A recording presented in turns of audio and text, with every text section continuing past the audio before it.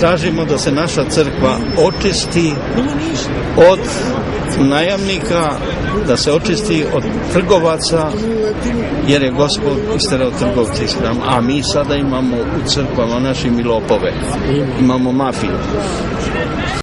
U Srpskoj pravoslavnoj crkvi postoji određena grupacija ljudi koja organizovano podvodi i zlostavlja decu. Bivši vladika Vasilije Kačavenda još upravlja Bijeljinom. Ove sedmice u tom gradu zabranjena promocija knjige o Kačavendinim nečasnim poslovima. Mafija u crkvi, knjiga u gradu, gdje je sve počelo. Priča o pedofiliji u crkvi i podvođenju djece i maloljetnih mladića zabranjena je. Biraju se deca iz zabačenih sredina, bez roditelja i siromašnih porodica.